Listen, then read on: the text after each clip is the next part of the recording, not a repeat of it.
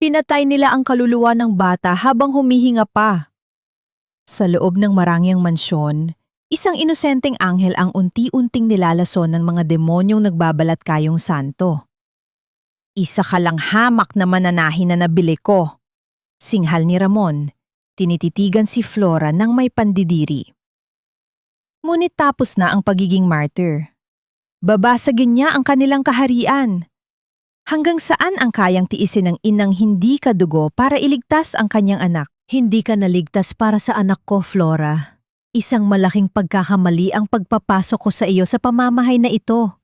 Ang boses ni Ramon ay kasing lamig ng bakal. Bawat salita ay tila isang matalim na bubog na ibinaon sa pandinig ni Flora.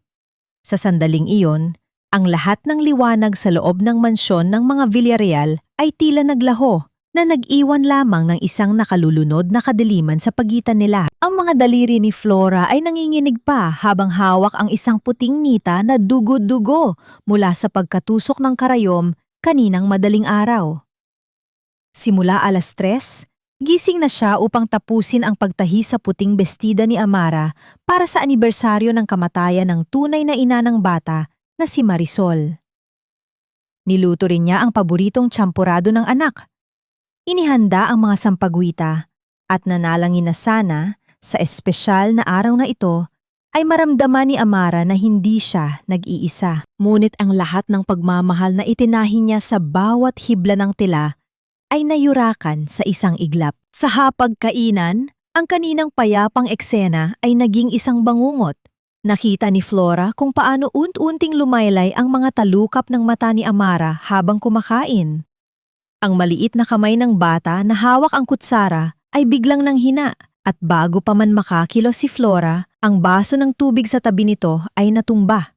Ang tubig ay dahan-dahang kumalat sa ibabaw ng mesa, tila isang luhang umaagos patungo sa gilid ng sahig. Ngunit walang tunog na narinig, kundi ang mabigat na paghinga ni Amara bago ito tuluyang nawala ng malay. Amara! Anak, anong nangyayari? Ang sigaw ni Flora ay naputol ng marahas na itulak siya ni Ramon palayo. Sa likod nito ay nakatayo si Doña Benilda, ang biyenan niyang laging may dalang mapanghusgang tingin, kasama ang isang lalaking nakaputi na tila kanina pa naghihintay sa dilim. Huwag mo siyang hawakan, ikaw na mananahi ka!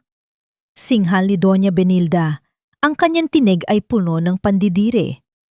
Nakita namin ang lahat. Pinilit mong painumin ng gamot ang bata para magmukhang may sakit, para ikaw ang laging kailangan niya. Napakasama ng iyong budi. Ang puso ni Flora ay tila tumigil sa pantibok. Ang hangin sa kanyang paligid ay nagmistulang lason na mahirap lang hapin. Nais niyang sumigaw.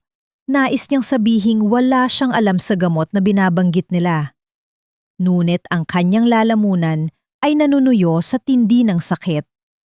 Paano nagawa ng lalaking pinangakuan siyang mamahalin at puprotektahan na baligtarin ang katotohanan sa harap ng maraming tao?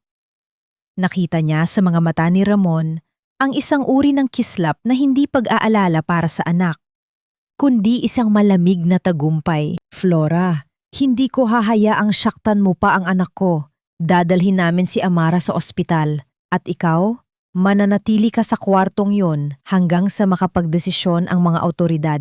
Utos ni Ramon habang karga ang nanghihinang katawan ni Amara. Ipinasok siya ng mga bodyguard sa isang madilim at masikip na silid sa dulo ng pasilyo, kung saan ang tanging kasama niya ay ang amoy ng luma at alikabok. Ang tunog ng pagsasara ng pinto ay nag-iwan ng isang nakabibinging katahimikan sa kanyang puso. Napasandal siya sa malamig na pader. Ang kanyang mga tuhod ay tuluyang nanghina hanggang sa mapaupo siya sa sahig. Ang kanyang kamay ay dahan-dahang dinala sa kanyang dibdib. Sinusubukang pigilin ang pagkadurog ng kanyang pagkatao. Bakit binanggit ni Amara ang tungkol sa gamot? Bakit tila handa na ang lahat para sa sandaling ito? Sa gitna ng kanyang pag-iisa, isang alaala ang bumalik sa kanya. Ang malungkot na mukha ni Amara habang binubulong nito kaninang umaga na ayaw na niyang uminom ng bitamina dahil pinapatulog siya nito ng matagal. Sa labas, narinig niya ang unti-unting paglayo ng sasakyan na nagdadala sa kanyang anak. Ang bawat metro ng distansya ay tila isang hibla ng kanyang buhay na pinipigtas ng sapilitan.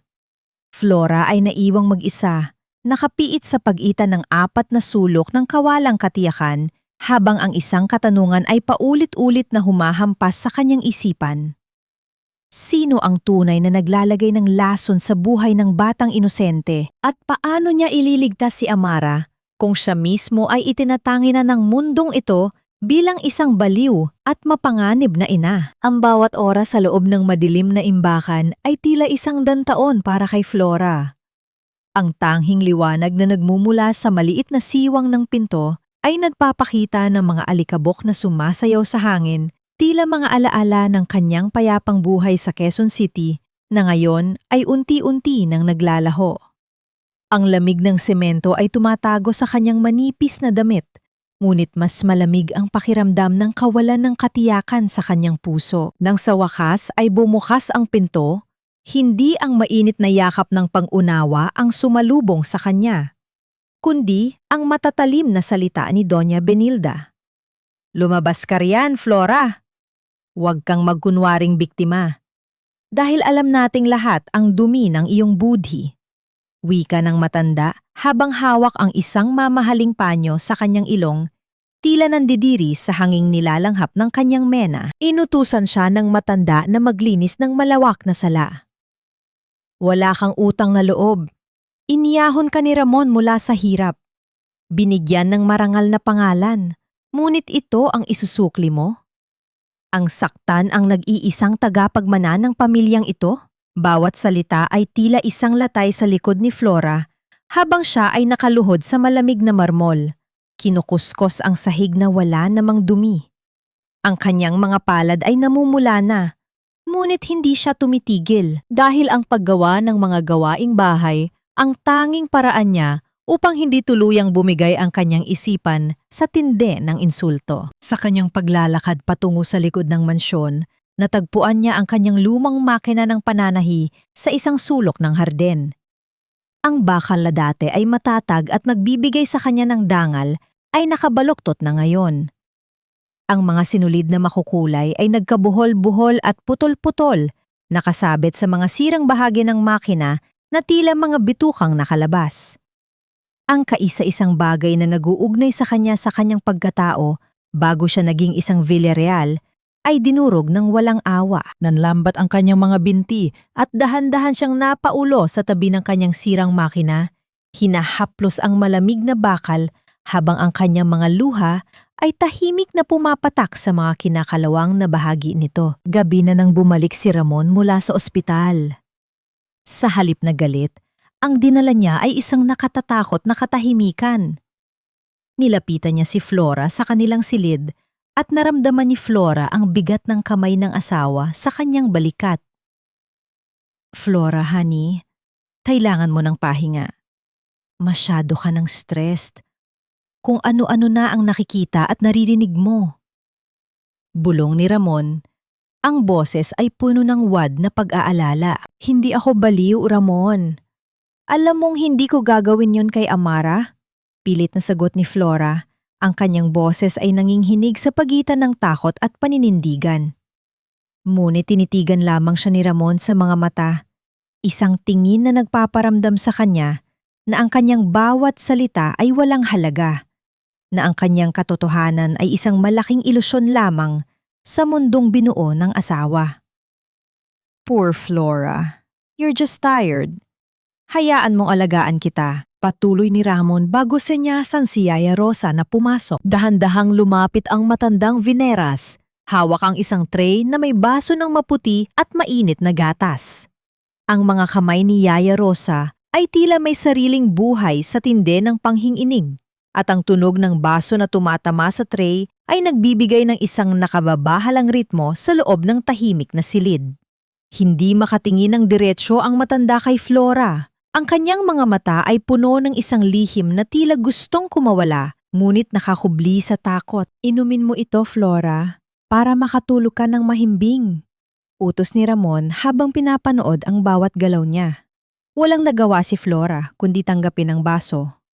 Ang init ng gatas ay dumaloy sa kanyang lalamunan. Ngunit kasabay nito ay ang isang kakaibang pait na tila kumapit sa kanyang dila. Ilang minuto lamang ang lumipas, naramdaman ni Flora ang biglang pagbigat ng kanyang mga talukap. Ang paligid ay tila umiikot at ang mga gamit sa silid ay nagsimulang maging malabo sa kanyang paningin. Sinubukan niyang itayo ang kanyang katawan, ngunit ang kanyang mga kalamnan ay tila naging malambot na parang tela. Bago siya tuluyang mawala ng malay, ang huling imahe na nakita niya sa salamin ng aparador ay ang refleksyon ni Ramon. Nakatayo ang kanyang asawa sa madilim na sulok, hindi gumagalaw, at may isang ngiting dahan-dahang sumisilay sa kanyang mga labi habang pinapanood ang unting pagbagsak ng kanyang asawa sa kama. Nang magising si Flora sa sumunod na umaga, ang kanyang ulo ay tila binabagtas ng libong karayom. Ang bigat ng kanyang mga talukap ay tila pasan ang buong daigdig, isang malinaw na paalala ng pait na iniwan ng gatas ni Ramon. Ngunit sa kabila ng panghihina, ang kanyang puso ay agad na hinanap ang kaisa-isang dahilan ng kanyang pananatili sa impyerno iyon. Si Amara. Ibinalik na si Amara mula sa ospital. Ngunit ang batang masayahin at puno ng buhay ay tila naging isang estatwang gawa sa malamig na porselana. Nakaupo ang bata sa gilid ng kanyang kama, ang kanyang mga mata ay nakatitig sa kawalan, habang ang kanyang bibig ay bahagyang nakabukas, tila may gustong sabihin, ngunit walang tinig na lumalabas. Pumasok si Ramon sa silid, bitbit ang isang bote ng bitamina na tila simbolo ng kanyang pagiging wad na bayani. "Take your medicine, princess. This will make you feel better," malambing na sabi ni Ramon. Ngunit para kay Flora, ang boses na iyon ay kasing talim ng isang pang-ahit na dahan-dahang humihiwa sa katahimikan. Nang makaalis si Ramon, dahan-dahang lumapit si Flora at pumasok sa silid-aralan ni Amara.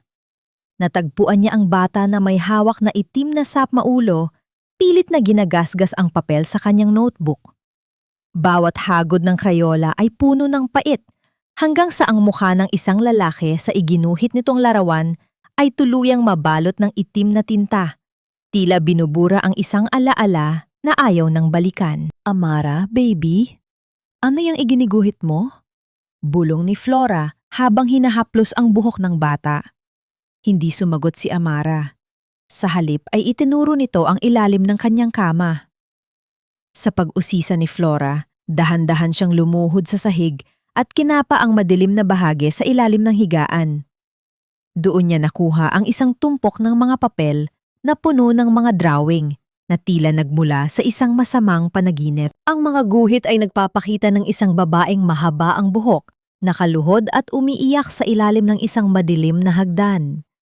Sa gilid ng babae ay may isang anino ng isang lalaking may hawak na bote, at sa itaas ng larawan ay may mga salitang paulit-ulit na isinulat ng bata. "Huwag matulog, Mama! Huwag matulog!" Ang bawat guhit ay tila isang sigaw ng saklolo na matagal lang nakabaon sa katahimikan ng mansyon. "Anong ginagawa mo rito?" Ang boses ni Doña Benilda ay tila isang kidlat na bumasag sa katahimikan. Nakatayo ang matanda sa pinto, ang kanyang mga kamay ay nakapamaywang habang ang kanyang mukha ay nanginginig sa galit. "Nananabotahe ka na naman ba? Pinapakialaman mo ang gamit ng apo ko." Dinaluhong ni Doña Benilda si Flora at marahas na hinila ang kanyang braso palabas ng silid. "Tandaan mo ito, Flora. Kapag napatunayan navigation nemon sa impluwensya mo kay Amara, hindi lang kulungan ang bagsak mo. May mga kaibigan si Ramon sa mental institution na kayang siguraduhin na hinding-hindi ka na makakalabas sa loob ng 4 na pader ng selda." Ang bawat salita ng matanda ay tila isang hatol ng kamatayan para sa kalayaan ni Flora. Nang sumapit ang gabi, muling dinalhan ni Yaya Rosa si Flora ng gatas. Ngunit sa pagkakataong ito, hindi ito ininom ni Flora. Sa sandaling tumalikod ang bineras, dahan-dahan niyang ibinuhos ang likido sa isang maliit na halaman sa labas ng bintana. Tinitingnan kung paano tila nalunuyo ang mga dahon nito sa sandaling madampian ng puting lason. Nagkunwari siyang tulog, hinihintay ang paglalalim ng gabi. Nang masiguro niyang himbing na ang lahat, dahan-dahang bumangon si Flora. Ang bawat hakbang niya sa pasilyo ay tila isang pakikipagsapalaran sa kamatayan, umiiwas sa bawat bahagi ng sahig na maaaring maglabas ng tunog na magpapahamak sa kanya. Sumilip siya sa bahagyang nakabukas na pinto ng library ni Ramon. Doon, sa ilalim ng madilaw na ilaw ng lampara, nakita niya si Ramon. Walang emosyon ang mukha ng kanyang asawa habang may hawak itong isang maliit na bote na walang label. Gamit ang isang dropper, dahan-dahang nagpatak si Ramon ng isang malapot at kulay asul na likido sa loob ng bote ng bitamina ni Amara. Bawat patak na bumabagsak sa loob ng bote ay tila isang tunog ng orasan na nagbibilang ng nalalabing oras ng katinuan ng isang inosenteng bata. Nabalot si Flora ng matinding panlalamig na tila umaabot hanggang sa kanyang mga buto. Hindi yun dulot ng malamig na hangin sa loob ng mansyon, kundi ng nakakikilabot na katotohanang unti-unti niyang nauunawaan. Sa likod ng maayos na anyo at mga matatamis na salita ng lalaking kanyang pinakasalan, ay nakatago ang isang taong handang isakripisyo maging ang sariling pamilya para sa kanyang mga pansariling hangarin. Sa sandaling yon, pakiramdam ni Flora ay parang isang estranjero ang nakatayo sa harap niya. Ang katahimikan ng hating gabi sa loob ng mansyon ay tila isang mabigat na kumot na sumasakal sa bawat hininga ni Flora. Habang nakahiga siya sa kanyang silid, dilat ang kanyang mga mata at nakatuon sa madilim na kisame, nararamdaman niya ang bawat tibok ng kanyang puso na tila isang tambol na nagbababala ng panganib. Ngunit ang kapayapaang yon ay biglang naglaho ng isang matalas at puno ng takot na tinig ang bumuta sa katahimikan mula sa silid ni Amara. Hindi nagdalawang isip si Flora. Mabilis siyang bumangon, hindi alintana ang kirot sa kanyang ulo mula sa epekto ng gamot kagabi. Patakbo siyang nagtungo sa silid ng bata at dinatnan si Amara na nakaupo sa gitna ng kama. Basang-basa ng pawis at nanginginig ang buong katawan. Ang mga mata ng bata ay punong-puno ng luha at kawalan ng pag-asa. Tila nakakita ng isang demonyo sa gitna ng kanyang panaginip. Amara! Baby! Narito na si Tita Flora! Bulong niya habang mahigpit na niyayakap ang bata. Ramdam ni Flora ang mabilis na pagtibok ng puso ni Amara sa kanyang dibdib. Tila isang ibon na pilit kumakawala sa hawla. Tita, huwag mo akong hahayaang makatulog. Please, ayaw ko na. Ang lamig ng dilim kapag natutulog ako, tita. May mga boses na tumatawag sa akin. Ang boses ni Amara ay halos pabulong na. Puno ng pagsusumamo na nagpaguho sa mundo ni Flora. Ang bawat salita ng bata ay tila isang punyal na sumasaksak sa kanyang kaluluwa. Sa sandaling yon, hindi na lang awa ang naramdaman ni Flora. Ito ay isang nag-aalab na galit na nagsimulang magmula sa kailaliman ng kanyang pagkatao. Biglang bumukas ang pinto at pumasok si Ramon. Suot ang kanyang mapanlinlang na maskara ng pag-aalala. Flora, bitawan mo siya. Nakikita mo ba? Lalo mo lang siyang tinatakot. You are unstable, Flora. Get out of the room. Ang kanyang boses ay mahinahon. Ngunit may kaakibat na banta na tila yelo sa lamig. Lalapit sana si Ramon upang hatakin si Amara palayo.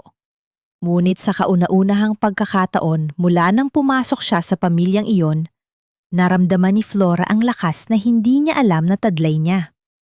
Sa isang mabilis na galaw, hinarap niya si Ramon at marahas na itinalbog ang kamay ng asawa.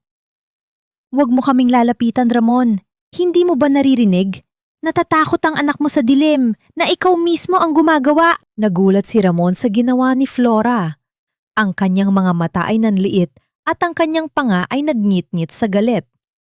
Humakbang siya palapit kay Flora at ibinulong sa kanyang tenga ang mga salitang tila isang sumpa. You're acting like a lunatic, Flora. Kapag narinig ito ni Mama at ng doktor, bukas na bukas din ay ililipat ka na namin sa lugar kung saan ka nararapat. Isang baliw na mananahina ng arap maging reyna sa pamamahay ko. Nang makaalis si Ramon, naiwan si Flora na nanginginig sa galit at takot. Ngunit may isang bagay na nagbago. Hinarap niya ang salamin sa silid ni Amara at tinitigan ang kanyang refleksyon. Nakita niya ang isang babaeng tiyak na ang pagpapasya, ang isang inang handang suungin ang anumang bagyo para sa kanyang anak. Hindi ako baliw, Ramon. At hindi ko hahayaang maging biktima mo ang batang ito tulad ni Marisol. Sumpa niya sa kanyang sarili. Kinaumagahan, habang abala ang lahat sa paghahanda para sa agahan, palihim na pumasok si Flora sa silid ni Amara. Gamit ang isang maliit na lalagyan ng pabango na matagal na niyang naubos, dahan-dahan niyang ibinaling ang natitirang likido mula sa bote ng bitamina ni Amara. Ang kanyang mga kamay ay nanginginig. Bawat maliit na tunog sa labas ng pinto ay tila isang kulog na napapatalon sa kanyang kaba. Isinilid niya ang maliit na bote sa pinakailalim ng kanyang bulsa. Nadarama ang malamig na ibabaw nito sa kanyang balat. Ito na ang kanyang huling alas. Ang ebidensyang magpapatunay na ang paraisong ipinangako ni Ramon ay isang libingan ng mga buhay na kaluluwa. Ngunit sa kanyang paglabas ng silid, nakita niya si Doña Benilda na nakatayo sa dulo ng pasilyo, nakangiti ng matalim habang pinapanood ang kanyang bawat galaw. Ang bigat ng maliit na bote sa loob ng bulsa ni Flora ay tila isang nagbabagang bakal na nagpapaalala sa kanya na wala nang balikan ang laban na ito. Upang makalabas ng mansyon, ginamit niya ang tanging dahilan na alam niyang hindi paghihinalaan ni Doña Benilda, ang kanyang hilig sa pananahi. Kailangan ko pong bumili ng espesyal na sinulid at tela sa palengke para sa mga bagong damit ni Amara. Mahinahong paalam ni Flora habang nakayuko. Pilit na itinatago ang kaba sa kanyang mga mata. Matapos ang ilang sandali ng mapanuring titig mula sa matanda, pinayagan din siya. Ngunit hindi nang walang kasamang bantay. Isang lalaking nakaitim na jacket na tauhan ni Ramon ang sumunod sa kanya hanggang sa marating nila ang siksikang palengke ng Quezon City. Sa gitna ng ingay ng mga tindera at siksika ng mga mamimili, nadama ni Flora ang pamilyar na amoy ng tuyo, sariwang prutas at pawis, ang mundong kinalakihan niya. Dito siya malaya. Gamit ang kanyang kabisado sa bawat pasikot-sikot ng mga eskinita, mabilis siyang lumiko sa isang makitid na daanan sa pagitan ng mga tumpok ng gulay. Ang kanyang bantay ay sandaling naharangan ng isang kariton ng mga pakwan at sa pagkakataong yon, mabilis na pumasok si Flora sa isang lumang gusali at lumabas sa kabilang kalsada. Hingal na hingal siyang nakarating sa maliit at lumang klinika ni Dr. Elpidio. Ang amoy ng alkohol at lumang papel sa loob ng klinika ay nagbigay sa kanya ng kaunting pag-asa. Nang makita siya ng matandang doktor, agad itong tumayo mula sa kanyang mesa. Ang mukha ay puno ng pagtataka at pag-aalala. Doktor, tulungan niyo po ako. Ito po ang ibinibigay ni Ramon kay Amara. Pakitingnan po kung ano talaga ito. Pagsusumamo ni Flora habang inilalapag ang maliit na bote sa mesa. Ang kanyang mga kamay ay hindi tumitigil sa panginginig. Tiningnan ni Dr. Elpidio si Flora, pagkatapos ay ang bote. Flora, alam mo ang panganib na pinapasok mo? Pero para kay Amara at para sa alaala ng kanyang nanay na si Marisol, gagawin ko ang makakaya ko. Sa sandaling iyon, hinawakan ng doktor ang magaspang at may mga bakas ng tusok ng karayom na kamay ni Flora. Ang tunay na ina ay nakikita sa gawa, hindi sa dugo. Huwag kang mawawala ng pag-asa. Nang makabalik sa mansyon, sinalubong siya ng mabigat na atmosfera. Ngunit sa halip na matakot, dinala ni Flora ang kanyang tapang sa kusina, kung saan inabutan niya si Yaya Rosa na nag-iisang naghahanda ng merienda. Isinara ni Flora ang pinto at hinarap ang matanda. Nay Rosa, alam kong may alam kayo. Nakikita ko sa mga mata niyo ang takot. Panimula ni Flora, ang kanyang boses ay basag sa emosyon. Maawa po kayo kay Amara. Siya na lang ang natitira sa atin. Huwag niyo pong hayaang matapos siya ng tulad ng nangyari kay Marisol. Ang katahimikan sa pagitan nila ay tila isang lubid na unti-unting napuputol. Ang mga mata ni Yaya Rosa ay nagsimulang magtubig at ang kanyang labi ay nanginginig habang pilit na humahawak sa gilid ng lababo. Flora, Kung alam mo lang ang bigat ng dinadala ko sa loob ng maraming taon. Pabulong na sagot ng matanda. Ngunit bago pa man ito makapagsalita ng higit pa, ang tunog ng telepono sa sala ay bumasag sa kanilang pag-uusap. Mabilis na lumabas si Flora at sinagot ang tawag. Ito ay si Dr. Elpidio. Ang boses nito sa kabilang linya ay hindi na mapakali. Puno ng pangamba at galit na pilit nitong kinokontrol. Flora, makinig kang mabuti. Ang likidong nasa bote, hindi yan bitamina. Yan ay isang uri ng antipsychotic drug na ginagamit lamang sa mga pasyenteng may malalang sakit sa pag-iisip. Kapag ibinigay ito sa isang batang tulad ni Amara ng tuloy-tuloy, unti-unti nitong sisirain ang kanyang nervous system. Pinapatay nito ang isip at alaala ng bata. Flora, kailangan mo nang mailabas ang bata sa bahay na yan bago pa maging huli ang lahat. Ang mga salita ng doktor ay tila mga bumbang sumasabog sa loob ng pandinig ni Flora. Napakapit siya sa dingding. Ang kanyang tuhod ay tuluyan ng nanghina hanggang sa mapaupo siya sa sahig. Sa gitna ng kanyang pagkagulantang, narinig niya ang mabibigat na yabag ng sapatos ni Ramon na pababa ng hagdan, papalapit sa kinalalagyan niya. Ang bawat tibok ng puso ni Flora ay tila isang babala habang mabilis niyang ibinababa ang telepono bago pa man makapasok si Ramon sa sala. Ang kanyang mga palad ay basa ng malamig na pawis at ang kanyang hininga ay pilit niyang pinakalma upang hindi mahalata ang matinding takot na bumabalot sa kanyang pagkatao. Nang dumaan si Ramon sa kanyang harapan, ang malamig na tingin nito ay tila isang talim na sumusuri sa kanyang kaluluwa, ngunit nagpatuloy lamang ito sa paglakad patungo sa library. Bit-bit ang kadilimang laging kaakibat nito. Sa gitna ng kanyang pangamba, isang alaala ang biglang nadliwanag sa isipan ni Flora. Ang mga guhit ni Amara. Ang imahe ng babaeng nakayuko sa ilalim ng hagdanan ay hindi lamang isang sining ng isang bata. Ito ay isang pahiwatig, isang lihim na matagal nang naghihintay na matuklasan. Alam ni Flora na sa loob ng mansyong ito na gawa sa salamin, ang katotohanan ay madalas na itinatago sa mga lugar na kinalimutan na ng panahon. Dahan-dahan siyang nagtungo sa dulo ng pasilyo, sa madilim at maalikabok na bahagi sa ilalim ng engrandeng hagdanan ng mga Villarreal. Ang hangin dito ay tuyo at may amoy ng lumang kahoy na hindi na nasisikatan ng araw. Sa pamamagitan ng maliit na liwanag mula sa kanyang cellphone, kinapa ni Flora ang mga tabla ng sahig. Ang bawat pagdampi ng kanyang mga daliri sa magaspang na kahoy ay tila isang pakikipag-usap sa mga kaluluwang nananahan sa bahay na iyon. Hanggang sa maramdaman niya ang isang bahagi na tila maluwag at bahagyang nakaangat. Gamit ang kanyang maliit na gunting sa pananahi, dahan-dahan niyang inungkat ang tabla. Doon, sa ilalim ng makapal na alikabok, ay nakatago ang isang maliit na kahon na gawa sa madilim na kahoy. Nakabalot ito sa isang lumang sweater na kulay asul.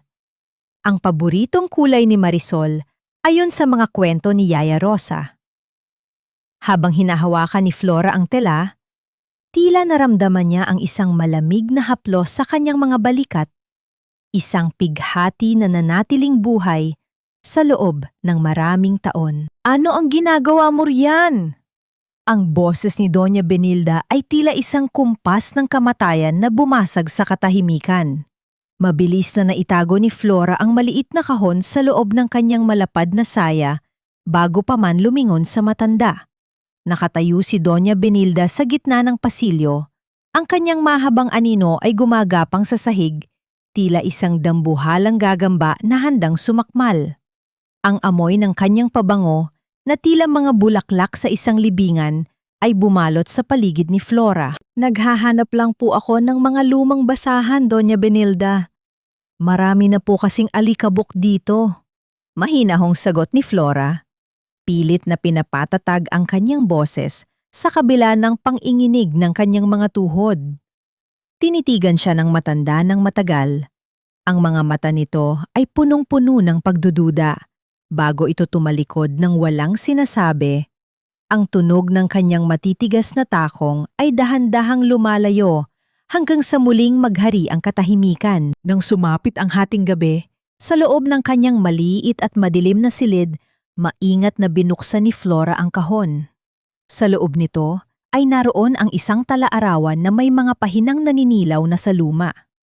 Sa bawat pahinang binubuklat niya, tila naririnig ni Flora ang tinig ni Marisol na umiiyak sa gitna ng gabi. Isang pahina ang nagpatigil sa paghinga ni Flora. Ang mga sulat ay magulo. Tila isinulat ng isang taong nanginghinig ang kamay sa matinding takot. He is poisoning me. Hindi ako baliw, pero ang bitaminang ibinibigay ni Ramon ay unt-unting pumapatay sa aking isipan. I am losing my memory. I am losing my daughter. If I die, please do not believe them. It wasn't an accident. Ang mga luhang kanina pa pinipigilan ni Flora ay dahan-dahang pumatak sa tuyong papel. Ang katotohanan ay mas mapait pa sa gamot na ibinibigay sa kanila. Ang nakaraan ni Marisol ay ang kasalukuyan ni Amara, at ang tadhana ni Marisol ang siyang naghihintay kay Flora kung hindi siya kikilos. Habang yakap niya ang talaarawan sa kanyang dibdib, ang dahan-dahang paggalaw ng bisagra ng kanyang pinto ay lumiha ng isang matalas na huni sa gitna ng katahimikan. Sa siwang ng pinto, isang pares ng mga mata ang nakatitig sa kanya mula sa kadiliman, at ang malamig na hangin mula sa pasilyo ay dahan-dahang pumasok sa silid.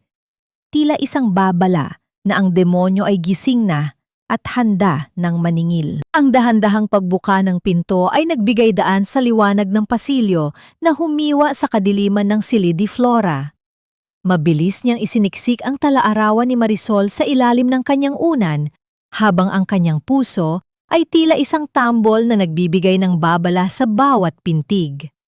Sa pintuan, nakatayo si Ramon. Ang kanyang mukha ay tila isang maamong tupa, ngunit ang kanyang mga mata ay naglalabas ng lamig na tila yelo.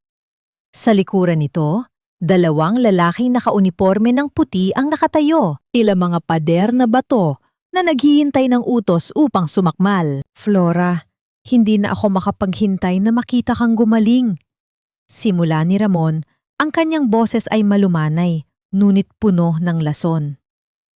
Kaya naman, nagpatawag ako ng isang espesyalista. Si Dr. Santiago ay narito upang suriin ang iyong kaisipan.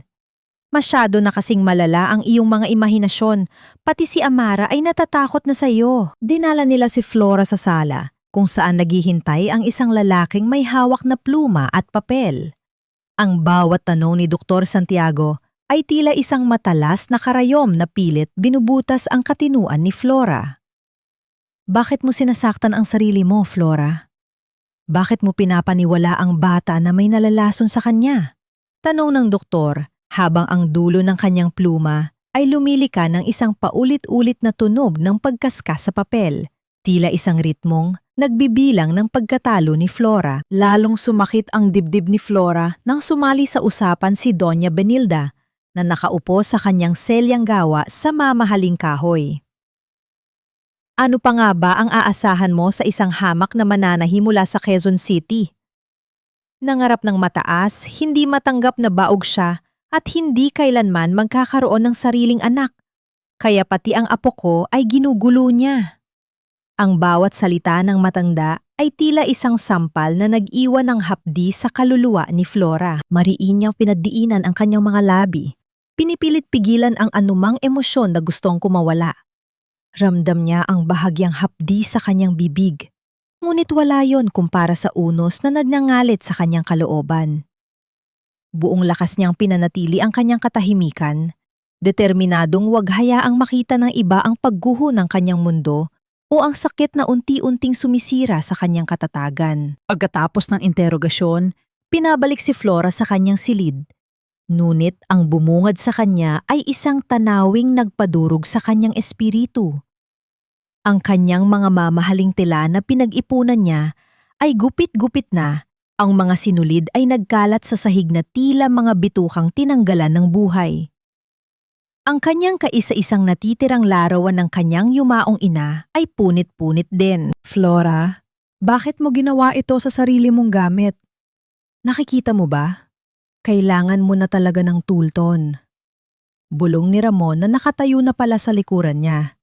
Ang kanyang tinig ay puno ng huwad na awa habang pinagmamasdan ang pinsalang siya mismo ang may gawa. Ang gaslighting na ginagawa ni Ramon ay tila isang makapal na amog na dahan-dahang lumulunod sa katotohanan ni Flora. Sa labas ng kanyang pinto, narinig ni Flora ang tinig ni Doña Benilda na kinakausap si Amara. Huwag kang lalapit kay Flora, apo. Isa siyang aswang na gustong kumuha ng iyong kaluluwa. Gusto kanyang patulugin para hindi ka na magising. Pananakot ng matanda sa bata. Nais ni Flora na sumugod, nayakapin ang bata at sabihing ang lahat ng iyon ay kasinungalingan. Ngunit alam niyang iyon ang bitag na hinihintay nila. Nanatili siyang nakaluhod sa gitna ng kanyang mga sirang gamit. Nanginginig ang buong katawan sa tindi ng pagtitimpi. Nang magmula ang malalim na gabi, isang bahagyang kaluskos ang narinig ni Flora sa ilalim ng kanyang pinto. Sa ilalim ng liwanag ng buwan na tumatago sa bintana, nakita niya ang isang maliit na bagay na itinulak mula sa kabilang panig. Isang maliit na candy na nakabalot sa makulay na papel, ang paboritong candy ni Amara. Isang maliit na simbolo na ang puso ng bata ay hindi pa tuluyang nalalason ng mga kasinungalingan ng kanyang mga kamag-anak. Napayahap si Flora sa kanyang sarili. Ang kanyang mga mata ay nananatiling tuyo, ngunit ang kanyang puso ay umaagos ang luha. Hindi na siya maaaring maghintay pa. Narinig niya ang usapan ni Ramon sa telepono habang ito ay naglalakad sa pasilyo. 3 araw na lang. Sa ika-10 kaarawan ni Amara, gagawin nating opisyal ang lahat. Idedeklara nating hindi na kaya ni Flora ang kanyang sarili at sa harap ng lahat ng mga negosyante at abogado, pipirmahan na ang mga dokumento para sa Batangas property. At pagkatapos, ilipat niyo na siya sa San Jose Asylum. Siguraduhin niyo na hinding-hindi na siya makakakita ng sikat ng araw. Ang mga salita ni Ramon ay tila isang haton ng kamatayan na umalingaw-ngaw sa bawat sulok ng silid. 3 araw na lang. 3 araw bago ang tuluyang paglamon ng kadiliman sa kanilang dalawa ni Amara. Ang orasan sa dingding ay patuloy sa paggalaw. Bawat tunog ng mekanismo nito ay tila isang hakbang patungo sa gilid ng bangin kung saan walang sinuman ang nakakaalam kung may sasalubong pang bukas. Ang natitirang 3 araw ay tila isang mitsya ng dinamitang unti-unti nang nauubos. Alam ni Flora na hindi sapat ang umiyak at magtiis. Kailangan niyang maging kasing talim ng mga karayom na dati ay hawak niya upang itahi ang kaligtasan ni Amara. Sa bawat sandali na lumilipas, nararamdaman niya ang bigat ng pananagutan sa kanyang mga balikat.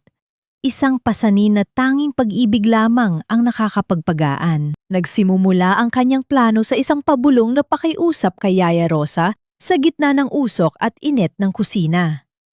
Nay Rosa, kailangan ko ng katulad na bote ng bitamina ni Amara. Iyong bago, iyong walang laman. Pakiusap ni Flora habang ang kanyang mga mata ay nagsusumamo sa matandang Vineras. Sa kabila ng takot na mabakas sa mukha ni Yaya Rosa, ang pagmamahal nito sa batang inosente ay nanaig. Isang gabi, palihim na iniabot ng matanda ang isang bagong bote na saktong katulad ng ginagamit ni Ramon, kasama ang mga tunay na bitamina na ipinabili ni Flora sa labas. Naghintay si Flora ng tamang pagkakataon. Nang lumabas si Ramon upang makipagkita sa kanyang mga abogado, at si Doña Benilda naman ay abala sa pagbibilang ng mga pilak sa kanyang silid. Dahan-dahang pumasok si Flora sa library ni Ramon. Ang silid na ito ay puno ng amoy ng mamahaling tabako at lumang katad. Isang lugar kung saan ang bawat sulok ay tila nagtatago ng isang kasinungalingan. Mabilis niyang binuksan ang drawer ng mesa ni Ramon at doon, sa gitna ng mga dokumento ng Batangas property, ay nakita niya ang bote ng bitamina na may halong asul na lason. Ang kanyang mga kamay ay nanginginig habang dahan-dahang isinasagawa ang pagpapalit. Ang kanyang puso ay tila isang ligaw na kabayo na nagwawala sa loob ng kanyang dibdib. Habang ibinubuhos niya ang tunay na bitamina sa loob ng bote, ang bawat patak ay tila isang tunog ng pag-asa na bumabagsak sa katahimikan. Ngunit sa kalagitnaan ng kanyang pagmamadali, ang tunog ng paghinto ng sasakyan sa garahe ay nagpadaloy ng kuryente ng takot sa kanyang buong katawan. Bumalik si Ramon. Narinig ni Flora ang mabibigat na yabag ng mga sapatos ni Ramon sa pasilyo papalapit sa library. Wala ng oras upang lumabas. Sa isang mabilis at desperadong desisyon, isiniksik ni Flora ang kanyang sarili sa ilalim ng malaking mesa na gawa sa mahogany. Pinipipigilan ang kanyang paghinga hanggang sa sumakit ang kanyang baga. Ang pinto ay bumukas ng may kasamang malakas na pagpihit ng bisagra at nakita ni Flora ang mga makintab na sapatos ni Ramon na tumigil sa harap mismo ng kanyang kinalalagyan. Habang nakatago, naramdaman ni Flora ang isang kumpol ng mga langgam na nagsimulang gumapang sa kanyang mga daliri. Ang bawat kagat ng mga insekto ay tila isang matalim na kurot na nagpapasigaw sa kanya sa isipan, ngunit kinalimutan niya ang hapdi. Idiniin niya ang kanyang mga kuko sa sariling palad hanggang sa bumaon ang mga ito sa kanyang balat, tinitiis ang anumang sakit. Huwag lamang makalika ng kahit anong ingay na maglalantad sa kanya. Ang bawat segundo na nananatili si Ramon sa loob ng silid ay tila isang taon ng paghihirap. Nang sa wakas ay lumabas si Ramon, bit-bit ang ilang papeles. Halos mawalan ng lakas si Flora habang gumagapang palabas mula sa ilalim ng mesa. Basang-basa siya ng pawis at ang kanyang mga daliri ay namumula na sa tinde ng kagat ng mga langgam. Ngunit ang tagumpay ay naroon na. Ang bote ay napalitan na. Nang gabing iyon, matapos pa inumin ni Ramon si Amara ng bitamina, nanatili si Flora sa tabi ng bata. Pinanood niya kung paano dahan-dahang ipinikit ni Amara ang kanyang mga mata. Ngunit sa pagkakataong ito, ang paghinga ng bata ay mahinahon, malalim at payapa. Wala ang panginginig ng mga kalamnan o ang pag-ungol sa gitna ng panaginip. Ito ang kauna-unahang gabi na ang tulog ng bata ay hindi galing sa lason, kundi sa pagod ng isang buong araw na paglalaro sa kanyang imahinasyon. Dahan-dahang hinalikan ni Flora ang noo ni Amara, dinarama ang init ng balat ng bata na tila isang himala. Matulog ka ng mahimbing anak, malapit na tayong makalaya. Bulong niya sa gitna ng kadiliman. Ngunit sa kanyang pagtayo, nakita niya si Ramon sa may pintuan, ang kanyang mukha ay nakakubli sa anino habang neo ang kanyang mga mata. Bakit parang masyadong masigla ang bata ngayon, Flora? May ginawa ka ba sa gamot niya? Ang tanong ni Ramon ay tila isang lamig na dahan-dahang gumagapang sa likuran ni Flora. Isang babala na ang kanyang bawat galaw ay may matang nakabantay. Ang bawat pagsikat ng araw ay tila isang dahan-dahang paghatak sa mitsa ng isang bomba.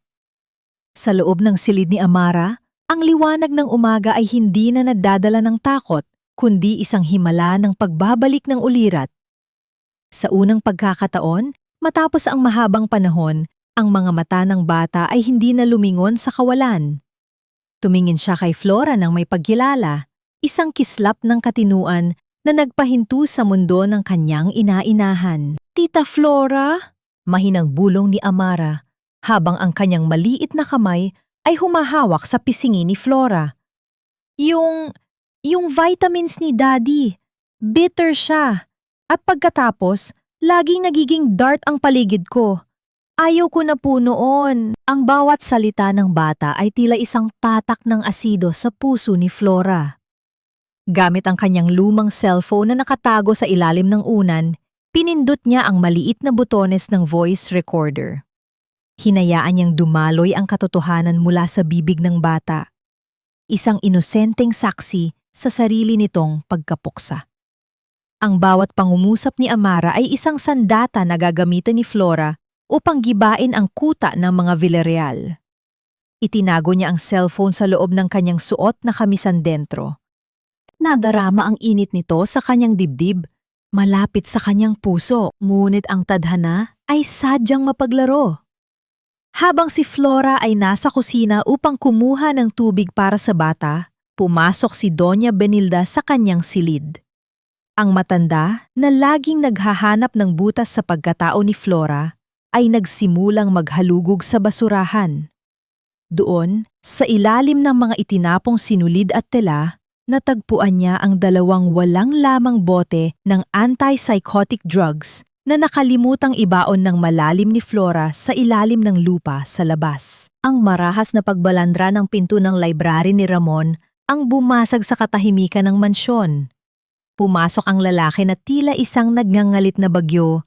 Ang kanyang mukha ay pulang-pula sa galit habang hawak ang mga bote na ibinigay ng kanyang ina. Wala ng maskara ng pagiging maginoo, wala ng wad na pag-aalala. Ang demonyong nagtatago sa likod ng mamahaling barong ay tuluyan ng lumabas. "Hayop ka, Flora! Akala mo ba hindi ko malalaman?" Ang sigaw ni Ramon ay umalingaw-ngaw sa buong bahay, tila isang kulog na nagpayanig sa bawat sulok. "Sinisira mo ang lahat ng pinaghirapan ko. Isang hakbang na lang. Akin na ang Batangas. Isang hakbang na lang." Dinaluhong ni Ramon si Flora at marahas na isinandal sa pader. Ang malalaki at malalakas na kamay ng lalaki ay pumulupot sa leeg ni Flora. Pinipigilan ang daloy ng hangin sa kanyang baga. Naramdaman ni Flora ang matinding pananakit ng kanyang lalamunan.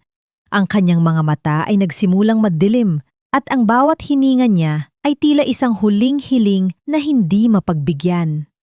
Ngunit sa gitna ng hapdi at kawalan ng hangin, ang kanyang mga kamay ay nanatiling nakayakap sa kanyang dibdib. Protektado ang cellphone na naglalaman ng boses ni Amara. Hindi siya nagmakaawa. Tinitigan niya si Ramon ng may pandidire, isang tingin na nagsasabing mas masahol pa ito sa hayo. "Mamatay ka na sana!"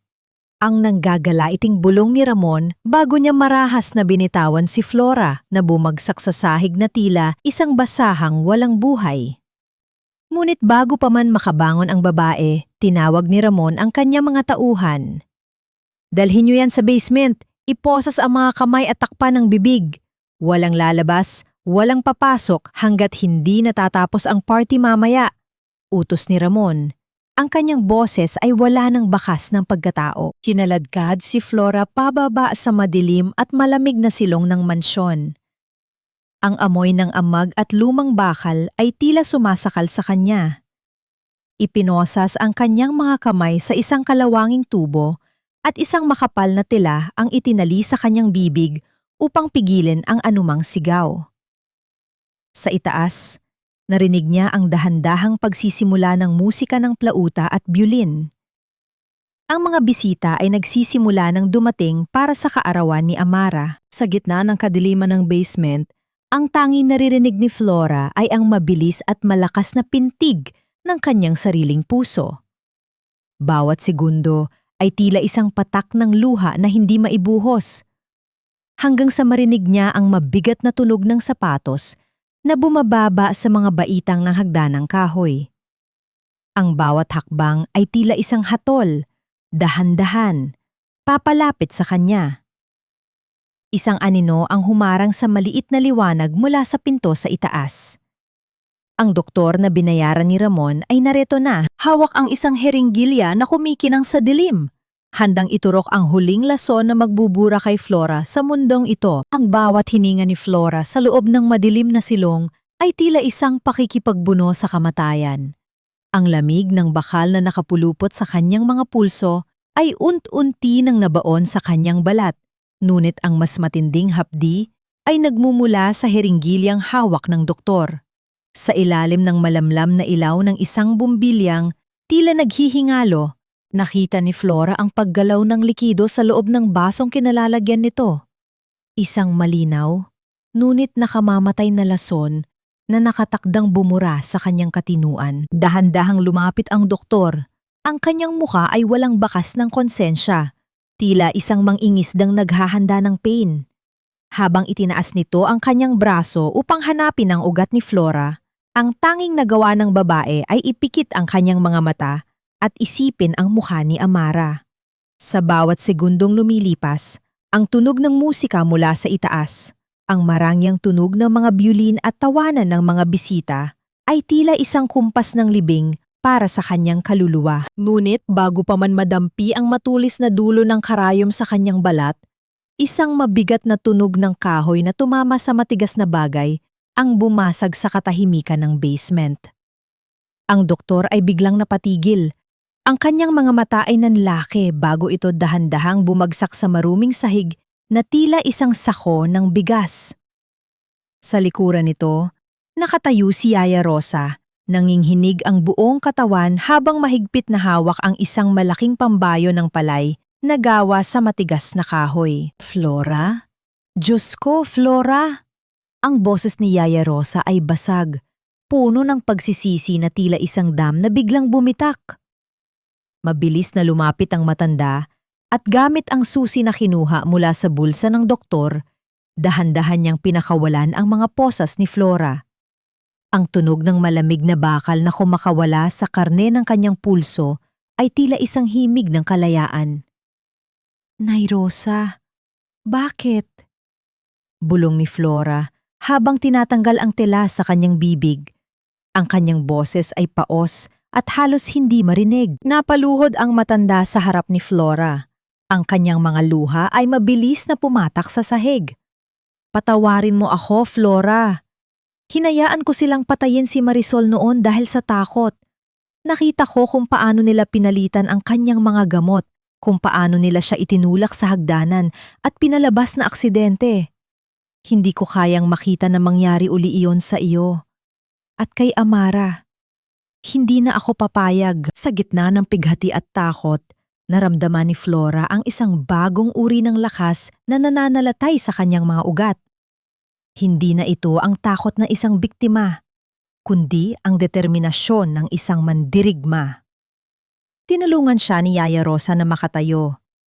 Sa isang sulok ng basement, natagpuan ni Flora ang isang lumang salamin na may lamat.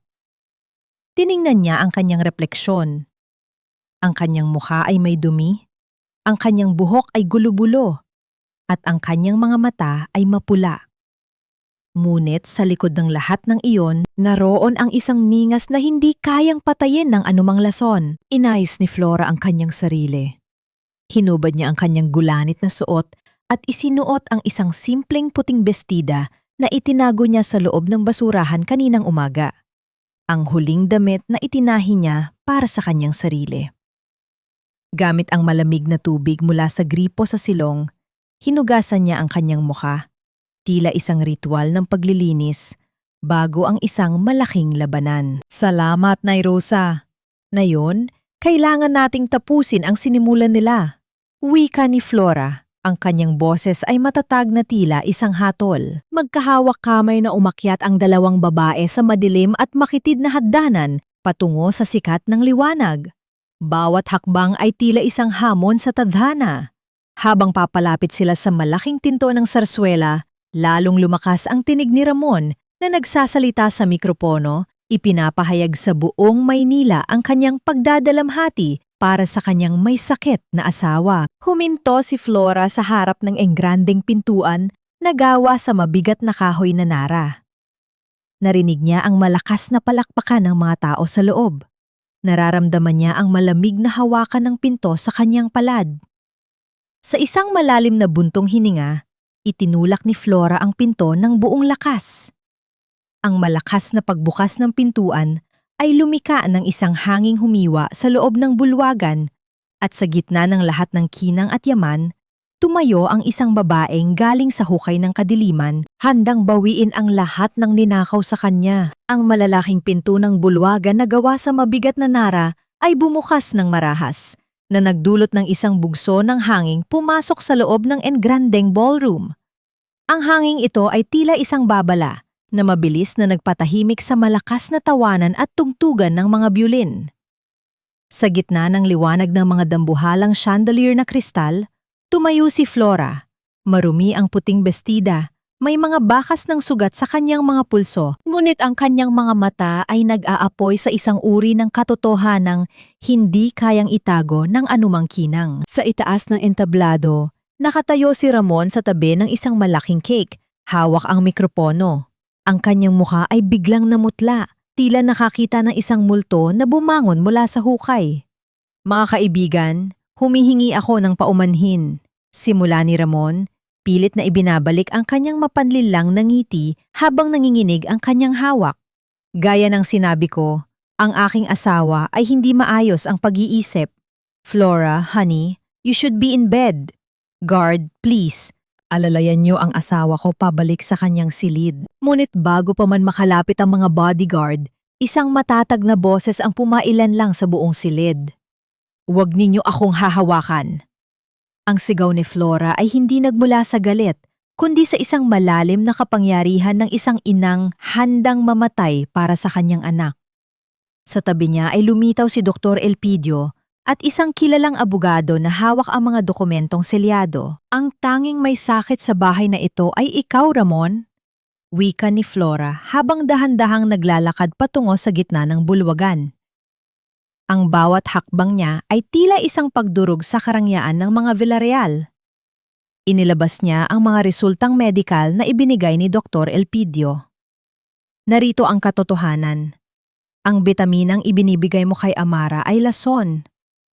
Pinapatay mo ang isipan ng sarili mong anak para lamang makuha ang kanyang mana. Isang malakas na bulong-bulungan ang bumalot sa mga bisita, tila isang alon ng dagat na humahampas sa pampang.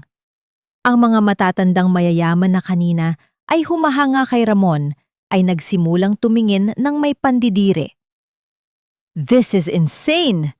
Sinisiraan mo lang ako dahil alam mong hihiwalayan na kita. Sigaw ni Ramon.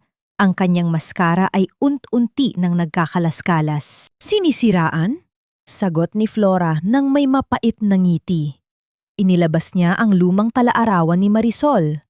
Ang mga pahinang naninilaw ay itinaas niya upang makita ng lahat.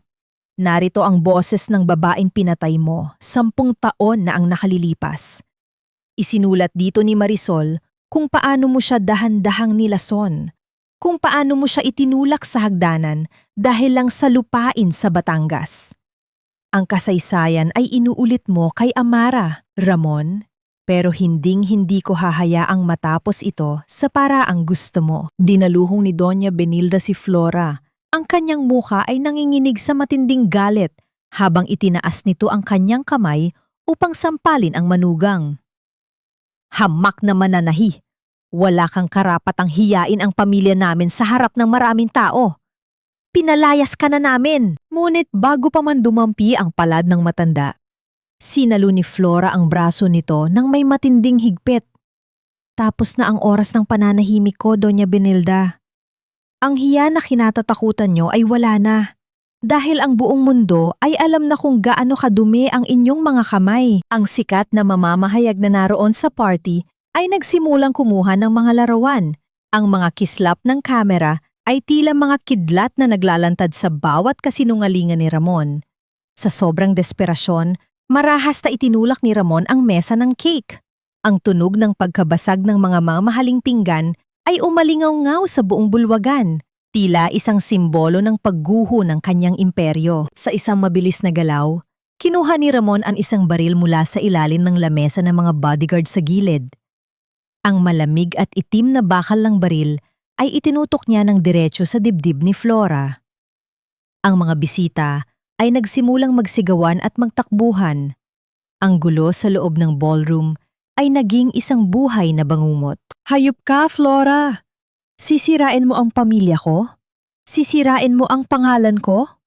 Ang boses ni Ramon ay naging isang ungol ng isang halimaw na nasasaktan. Kung hindi mapapasa akin ang lahat, walang makikinabang dito. Walang mabubuhay. Nakatayo si Flora sa gitna ng panganib. Hindi kumukurap ang kanyang mga mata habang tinititigan ang dulo ng baril. Ang kanyang puso ay tumitibok ng mabilis, ngunit sa kanyang isipan, tanging ang mukha ni Amara ang kanyang nakikita.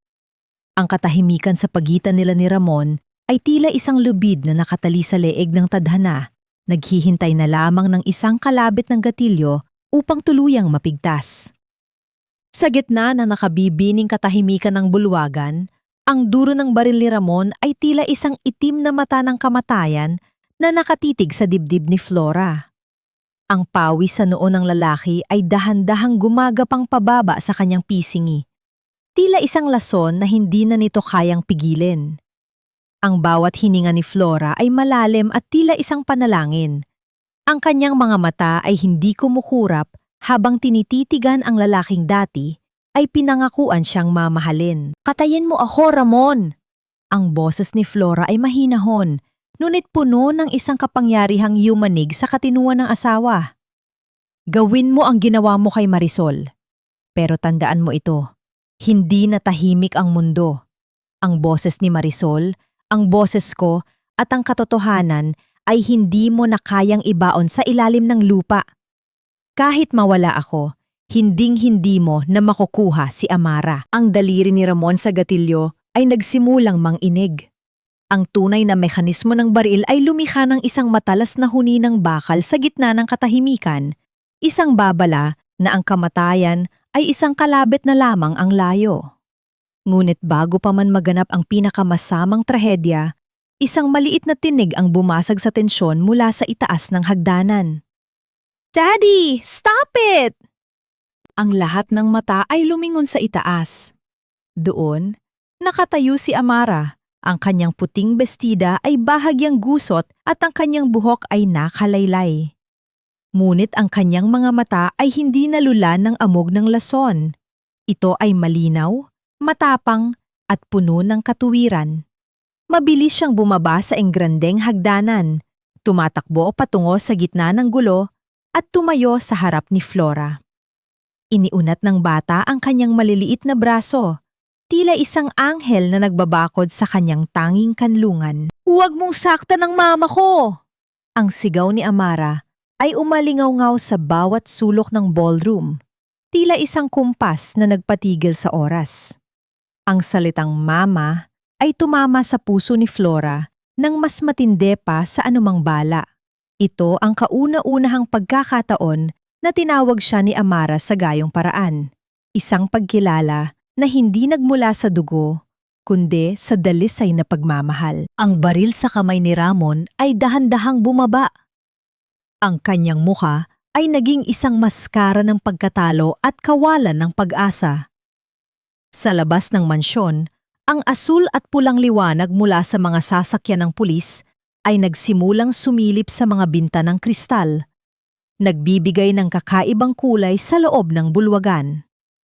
Ang tunog ng mga sirena sa malayo ay tila isang himig ng paparating na katarungan. Mabilis na apvaw ang mga awtoridad. Ang mga makintab na sapatos ng mga pulis ay lumiha ng isang matatag na ritmo sa ibabaw ng marmol na sahig. Ang lamig ng bakal na sumara sa mga punso ni Ramon ay lumiha ng isang malutong na tunog ng pagtatapos ng kanyang paghahari. Walang nagawa si Ramon, kundi yumuko habang inilalabas siya ng bulwagan sa harap ng kanyang mga dating kaibigan at kasosyo sa negosyo, na ngayon ay nakatingin sa kanya ng may matinding pandidire. Si Doña Benilda naman ay tuluyang nanghina. Napaupo siya sa sahig, ang kanyang mamahaling alahas ay tila naging mga kadena ng kahihiyan. Sinubukan niyang tawagin ang mga pangalan ng matataas na opisyal na naroon. Ngunit ang lahat ay tumalikod sa kanya. Ang kanyang tanging natira ay ang malamig na marmol ng mansyon na hindi na kailanman magiging tahanan. Sa gitna ng gulo, dahan-dahang lumuhod si Flora at niyakap ng mahigpit si Amara. Ang kanilang mga luha ay naghalo, mga luhang puno ng sakit na dahan-dahang nahuhugasan ng pag-asa. Hinaplos ni Flora ang likod ng bata, dinarama ang init at buhay na kailanman ay hindi na muling mananakaw sa kanila. Ang liwanag ng umaga ay dahan-dahang sumisilip sa mga bintana. Tila isang pangako na ang mahabang gabi ng mga Villarreal ay tuluyan ng natapos. At sa pagitan ng mga bisig ni Flora, ang isang bata ay muling nabuhay mula sa dilim. Isang buwan ang lumipas. Ang bawat dumaan na araw ay tila isang dahan-dahang paghilom ng sugat sa kaluluwa ni na Flora at Amara. Sa loob ng malalamig na pader ng hukuman, ang hangin ay puno ng amoy ng mga lumang dokumento at ang seryosong aura ng katarungan. Ang bawat hakbang ni Flora patungo sa loob ng silid paglilitis ay may kasamang bigat, ngunit hindi na ito ang bigat ng takot, kundi ang bigat ng isang responsibilidad na wakasan ang isang madilim na kabanata. Sa gitna ng paglilitis, ang boses ni Yaya Rosa ay nanginghinig, ngunit nananatiling matatag habang isinasalaysay niya ang mga gabi ng paghihirap ni Marisol. Ang bawat salita ng matanda ay tila isang hibla ng katotohanan na dahan-dahang bumubuo sa isang bitag para sa mga Villarreal. Sinundan ito ng klinikal, ngunit nakaririmarin na testimonya ni Dr. Elpidio na nagpakita ng mga ebidensya ng unti-unting pagkalason sa sistema ni Amara. Ang marahas na pagbaba ng kahoy na maso sa ibabaw ng mesa ng hukom ay lumiha ng isang huling hantungan para sa lahat ng kasinungalingan ni Ramon. Sa loob ng isang pribadong silid, tinanong ng hukom ang batang si Amara kung kanino niya gustong manatili. Walang pag-aalinlangan, mahigpit na hinawakan ng bata ang kamay ni Flora. Ang kanyang maliliit na daliri ay nakakapit sa magaspang na palad ng kanyang inainahan. Ang desisyon ng korte ay malinaw.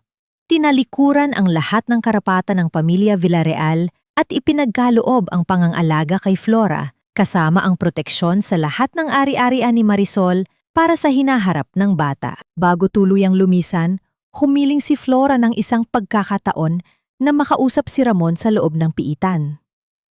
Ang silid ay madilim. May amoy ng kalawang at malamig na semento. Nakaupo si Ramon sa likod ng rehas. Ang kanyang dating makintab na barong ay pinalitan ng kulay kahel na uniporme. Ang kanyang buhok ay gulo-gulo at ang kanyang mukha ay tila isang lupang natuyot. "Flora, patawarin mo ako," bulong ni Ramon. Ang kanyang tinig ay wala ng bakas ng kapangyarihan. Tila isang pagsusumamo ng isang taong nalulunod. "Gawa lang iyon ng kagipitan. Mahal ko kayo ni Amara." Pinitigan siya ni Flora nang may lalim na tila, nakikita ang pinakailalim ng kanyang maruming budi. "Pinatawad na kita, Ramon. Hindi dahil karapat-dapat ka sa kapatawaran ko, kundi dahil ayaw ko nang bitbitin ang put mo sa bawat paghinga ko. Pero ang katarungan ng tao at ng Diyos ay hindi mo matatakasan. Pagbabayaran mo ang bawat patak ng laso na ibinigay mo kay Marisol at sa anak mo." Tumalikod si Flora nang walang lingon. Iniwan ang lalaking naging anino ng kanyang buhay sa gitna ng malamig na rehas. Pagbalik sa mansyon, ang bawat sulok ng marangyang bahay ay tila humihinga ng kalungkutan. Nakita ni Flora si Doña Benilda na nakaupo ng mang-isa sa engrandeng sala, nakatitig sa kawalan, habang ang mga tauhan ng bangko ay nagsisimula ng maglagay ng mga selyo sa mga gamit. Ang dating reyna ng tahanan ay naging isang estranggero sa sarili niyang kaharian. Ang karma ay tila isang dahan-dahang paglamig ng apoy sa kalan. Unt-unti, ngunit tiyak ang pagdating ng dilim. Hindi kumuha si Flora ng kahit anong alahas o mamahaling gamit mula sa mansyon. Ang tanging bitbit niya ay ang kanyang lumang makina ng pananahi na maingat na inayos ni Yaya Rosa. Inilagay niya ito sa likod ng sasakyan kasama ang mga drawing ni Amara at ang talaarawan ni Marisol. Habang dahan-dahang lumalayo ang sasakyan mula sa malaking gate ng mga Villarreal, naramdaman ni Flora ang sariwang hangin na humahaplos sa kanyang mukha. Ang bawat pag-ikot ng gulong ng bus na sasakyan nila patungong probinsya ay tila isang paglayo sa lahat ng hapdi. Sa malayo, ang asul na kulay ng dagat sa Batangas ay nagsisimulang sumilip sa abot tanaw, tila isang asul na kumot na naghihintay na magbigay ng init at bagong simula. Ang sariwang simoy ng dagat sa Batangas ay tila isang malambot na kamay na humahaplos sa bawat sugat ng nakaraan ni Flora.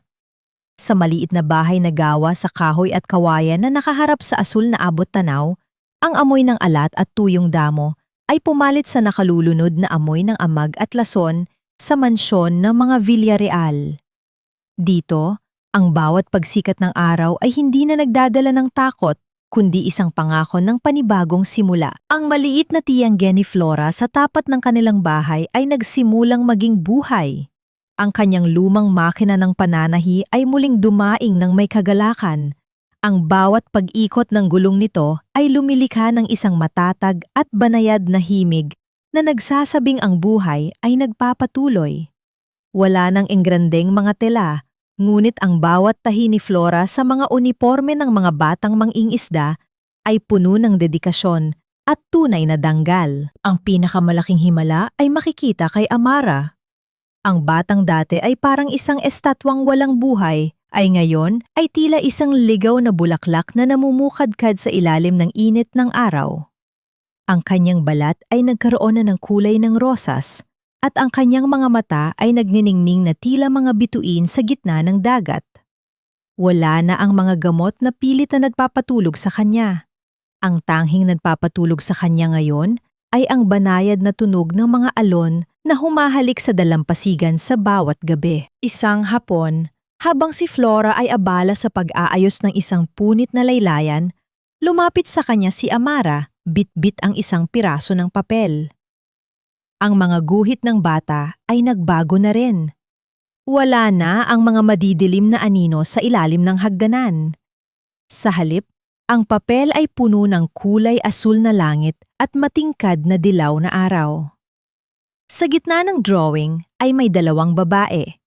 Ang isa ay nasa ulap, nakangiti ng may kapayapaan na tila si Marisol, at ang isa naman ay nakatayo sa buhanginan, hawak ang kamay ng isang bata. Sa ibaba ng larawan, may nakasulat na mga salitang nagpaiyak sa kagalakan kay Flora. Ang aking dalawang mama, ang kanilang mga kapitbahay sa Batangas ay payak, ngunit may ginintuang puso. Walang naghahanap ng utang na loob na may kapalit na kaluluwa. Ang mga mangingisda ay nag-iiwan ng sariwang huli sa kanilang pintuan nang walang hinihining anuman, kundi isang matamis na ngiti. Sa mundong ito, ang pagkatao ni Flora ay hindi sinukat sa kanyang yaman, kundi sa kanyang malasakit sa bawat tahi ng kanyang karayom. Isang espesyal na sandali ang naganap habang papalubog ang araw. Kinuha ni Flora ang puting bestida na itinahi niya para kay Amara noon, ang damit na naging saksi sa kanilang pighate. Gamit ang isang maliit na butas na karayom, dahan-dahan niyang idinikit ang mga maliliit na seashells na maingat na pinulot ni Amara sa pampang. Ang bawat kabibe ay tila isang perlas ng karagatan na nagbibigay ng bagong ningning sa damit. Ang bawat tusok ng karayom ni Flora sa tela ay tila isang pagtahi sa punit-punit na bahagi ng kanilang mga puso, ginagawang isang sining ang bawat bakas ng sakit. Habang ang kulay ng langit ay nagiging kahel at lila, ang maliit na tanso sa ibabaw ng pinto ng tiyangge ay lumikaan ng isang malambing na huni. Isang lalaking may bitbit na chapvay ang pumasok. Ang kanyang mukha ay may bakas ng init ng araw, ngunit ang kanyang mga mata ay may taglay na kabutihan na tila isang kalmadong dagat. Magandang hapon po. Narinig ko pong dito ang pinakamahusay na mananahi sa bayan. Wika ng lalaki, ang kanyang boses ay malalim, ngunit may himig ng paggalang. Napatigil si Flora sa kanyang ginagawa. Sa unang pagkakataon matapos ang mahabang panahon, naramdaman niya ang isang kakaibang pintig sa kanyang dibdib. Isang pintig na hindi nanggaling sa takot, kundi sa isang munting kislap ng pag-asa na baka ang tadhana ay may inilaan pang isang kabanata ng kaligayahan na tanging para sa kanya lamang. Tiningnan niya ang lalaki at sa gitna ng amoy ng dagat at tunog ng makinang panahi, ang isang bagong kwento ay dahan-dahang nagsisimulang ihabi ng tadhana. Ang bawat pang-ikot ng gulong ng makina ng pananahi ni Flora ay tila isang maingat na paghabi ng kanyang sariling tadhana. Sa maliit na tiyangge sa tabi ng dagat, ang lalaking nagngangalang Gabriel ay naging madalas na panauhin. Si Gabriel ay isang karpintero sa bayan, isang lalaking ang mga kamay ay puno ng mga kalyo mula sa paghubog ng matitigas na kahoy. Ngunit, ang kanyang mga mata ay nagtataglay ng isang uri ng lambot na hindi kailanman nakita ni Flora kay Ramon. Dinalhan kita ng ilang piraso ng nara, Flora. Baka kailangan mo ng bagong patungan para sa mga sinulid mo. Wika ni Gabriel isang hapon. Ang kanyang boses ay mahinahon at hindi nagmamadali. Ang bawat salita niya ay may kasamang paggalang, tila ba ang bawat sandali ng pakikipag-usap niya kay Flora ay isang sagradong bagay. Sa simula, ang puso ni Flora ay tila isang tilang sadyang pinatigas ng asido ng nakaraan. Bawat paglapit ni Gabriel ay sinasalubong niya ng isang pader ng pag-aalinlangan. Kapag nararamdaman niya ang init ng presensya ng lalaki, tila bumabalik ang alaala ng malamig na rehas at ang mga lason sa mansyon. Napakahirap magtiwala muli kapag ang huling taong pinang-akuan kang aalagaan ay siya ring pilit na pumatay sa iyong katinuan. Ngunit si Gabriel ay hindi mapilit. Tila siya ay isang banayad na agos ng dagat na dahan-dahang humuhugas sa mga matatalim na bato ng kanyang takot. Isang hapon, napansin ni Gabriel ang drawing ni Amara na nakadikit sa dingding sa pamamagitan lamang ng isang kalawanging pako. Kinabukasan, bumalik siya bitbit ang isang kuwadradong gawa sa mabangong kahoy ng tuyong-tuyo. Ginawan ko ng frame ang masterpiece ni Amara para hindi madaling masira. Paliwanag niya habang maingat na inilalagay ang larawan sa loob ng kahoy. Tumingin si Gabriel kay Flora at sa pagkakataong yon, hindi siya umiwas. Flora, alam kong maraming sugat ang iyong dinadala. Pero sana maisip mo, hindi lahat ng lalaki ay nandito para manira ng tahanan. May mga lalaking ang tanging pangarap ay magbuo ng isang matatag na masisilungan. Bulong ni Gabriel. Ang kanyang mga salita ay tila isang mainit na kumot na bumalot sa nanginginig na kaluluwa ni Flora. Isang ngiti, isang tunay at rurok ng kagalakang ngiti ang dahan-dahang sumilay sa mga labi ni Flora. Ito ay isang ngiti ng pagpapalaya, isang pagpapasya na ang kanyang nakaraan ay wala ng kapangyarihan sa kanyang hinaharap. Dahan-dahang iniabot ni Flora ang kanyang kamay at hinayaan niyang mahawakan ni Gabriel ang kanyang mga daliri. Ang haplos ni Gabriel ay tuyo, magaspang, ngunit punong-puno ng katapatan at proteksyon. Wala itong bahid ng kontrol. Tila ba ang kanyang kamay ay isang pampang na naghihintay sa paghantong ng isang pagod na barko, habang ang langit ay nabibihis ng kulay ginto at lila para sa paglubog ng araw. Lumabas ang tatlo patungo sa dalampasigan. Ang malutong na tawa ni Amara ay umalingaw sa paligid habang hinahabol nito ang mga alon. Ang kanyang puting bestida na may mga palamuting kabibe ay kumikinang sa ilalim ng huling sinag ng araw. Nakaupo si Flora at Gabriel sa buhanginan. Pinapanood ang bata na tila isang anghel na malaya na sa anumang tanikala. Isinandal ni Flora ang kanyang ulo sa balikat ni Gabriel. Dinarama ang matatag na pundasyon ng lalaking nasa kanyang tabi. Ang tunog ng mga alon na humahalik sa dalampasigan ay tila isang dambuhalang orkestra na nagpapatunay na ang buhay ay maganda sa kabila ng lahat ng hapdi. Sa bawat paghinga ni Flora, nararamdaman niya ang timbang ng kapayapaan sa kanyang dibdib. Ang huling tahi ng kanyang puso ay natapos na rin sa wakas. Wala ng lason, wala ng dilim. Tanging ang init na lamang ng pag-ibig na tunay, tapat at nagpapagaling. Sa ilalim ng nagbabagang langit ng Batangas, ang kanilang mga anino ay naging isa, habang ang dagat ay patuloy sa kanyang awit ng walang hanggang bagong simula. Ang bawat pag-ikot ng gulong ng makina ng pananahin ni Flora sa maliit na bahay sa Batangas ay hindi natunog ng pagmamadali o takot, kundi isang banayad na kanta ng pasasalamat. Lumipas na ang ilang taon mula nang iwan nila ang malamig at mapanghusgang mga pader ng mansyon ng mga Villarreal. Ngunit ang mga alaala ng nakaraan ay hindi na mga sugat na kumikirot, kundi mga pilat na nagpapaalala sa kanyang lakas. Sa bawat tahi ni Flora, tila binubuo niya ang isang mundong puno ng kulay. Malayo sa kadilimang dahan-dahang lumason sa kanila noon. Sa tanong kung napatawad na ba ni Flora ang mga taong sumira sa kanyang katinuan, ang sagot ay matatagpuan sa katahimikan ng kanyang puso. Pinatawad na ni Flora si Ramon at Doña Benilda, hindi dahil karapat-dapat sila sa kanyang awa, kundi dahil ayaw na niyang hayaan ang kanilang poot na manirahan pa sa kanyang dibdib. Ang pagpapatawad ay hindi para sa mga nagkasala, kundi para sa sarili niyang kalayaan. Ang balitang ang mansyong gawa sa salamin ay tuluyan ng naging pag-aari ng bangko at ang dating makapangyarihang pamilya ay nagkawatak-watak ay hindi nagbigay sa kanya ng katuwaan, kundi isang malalim na pagbuntong hininga. Alam niyang ang tadhana ay may sariling paraan ng pagbabalanse ng timbangan ng katarungan. Ang kapayapaang tinatamasa nila ngayon sa tabi ng dagat ay isang kayamanang hindi kayang bilhin ng anumang lupain sa Batangas. Si Amara ay isa na ngayong dalagita na may matapang na paninindigan at malinaw na kaisipan.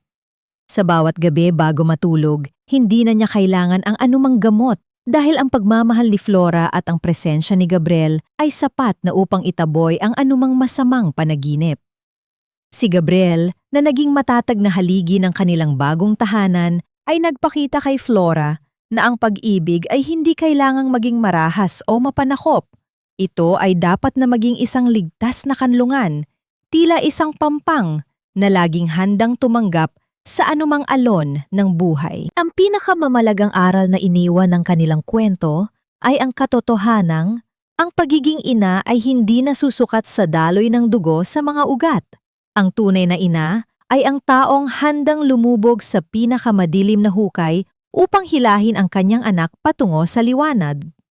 Ang sakripisyo ni Flora at ang gabay ng kaluluwa ni Marisol ay nagpatunay na ang pag-ibig ay mas matindi kaysa sa anumang lason at ang katinuan ay hindi nawawala basta't may isang taong naniniwala sa iyong katotohanan. Sa pagtatapos ng araw, habang ang huling sinag ng araw ay dahan-dahang naglalaho sa abot-tanaw ng dagat, makikitang nakaupo ang pamilya sa buhanginan. Ang tunog ng mga alon humahalik sa dalampasigan ay tila isang dambuhalang orkestra na nagbubunyi sa kanilang tagumpay. Hawak ni Flora ang kamay ni Amara sa kanyang kanan at ang kamay ni Gabriel sa kanyang kaliwa. Sa gitna ng payapang mundong ito, ang kwento ng Ang Mananahi at ang Biyerteng Kristal ay hindi na isang trahedya, kundi isang dakilang awit ng pag-asa, pagbangon at walang hanggang pagmamahal.